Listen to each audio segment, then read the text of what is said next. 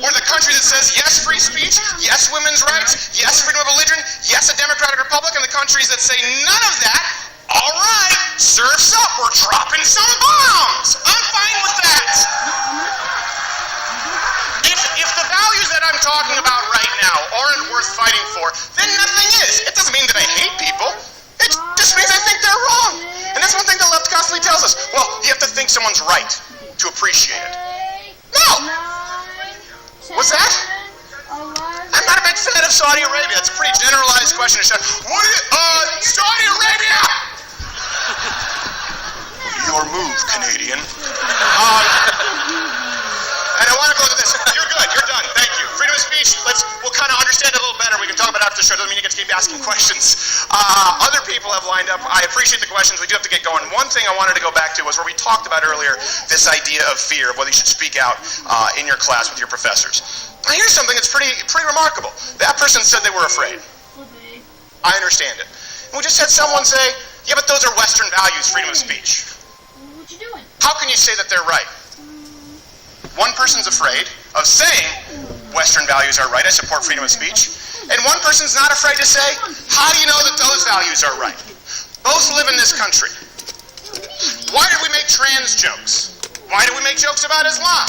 Why do we tell jokes that sometimes are on the edge, where sometimes we write it, we look in the pitch meeting, and Owen Nimmer and I go, man, this really shouldn't make air, and we say, but we kind of have to do it. It's because when people tell you what you can't talk about, what you can't make fun of, you know that you have to do it because somebody has to do it.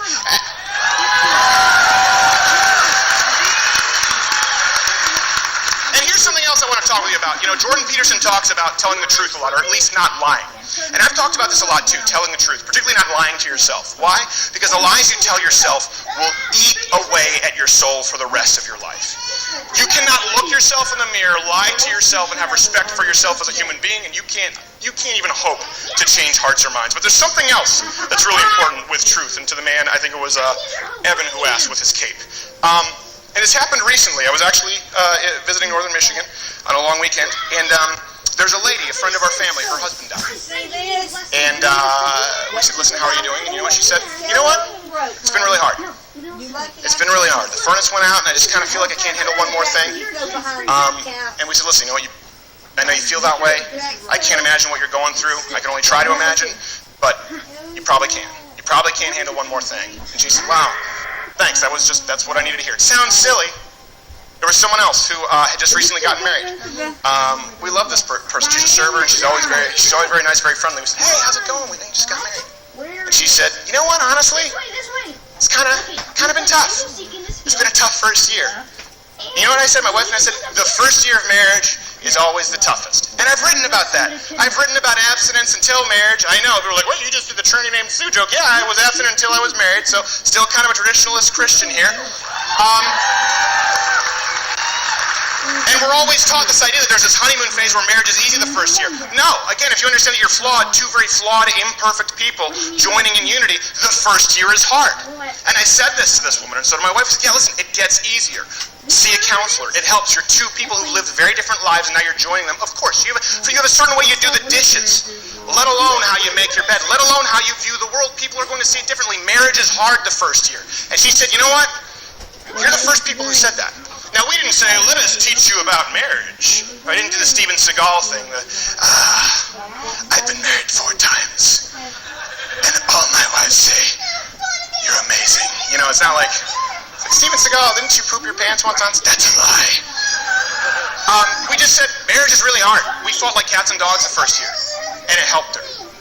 We just said, listen, I know it's really hard. It's really hard. Marriage is hard. It's hard when you lose a spouse. Sometimes just speaking the truth, it's not about how it helps yourself. It's about everyone around you. That's the huge thing. When we talk about right or wrong, left or right, black or white, Indian or Injun, right? There's one through line, and I hope you get this in the show. And obviously we do satire, and sometimes we go a little bit too far. There's one through line that matters above all else, and it's truth.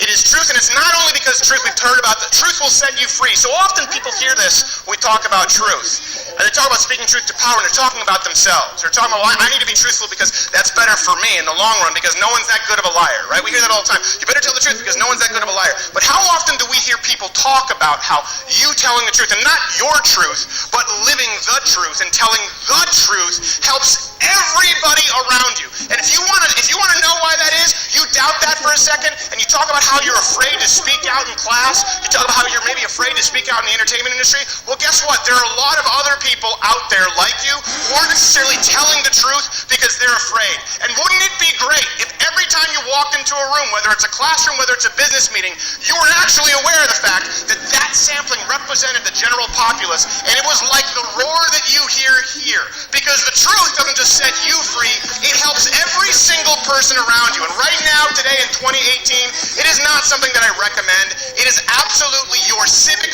duty to speak the truth as often and as loudly as you can so that everyone else can hear you. Thank you so much, U of A.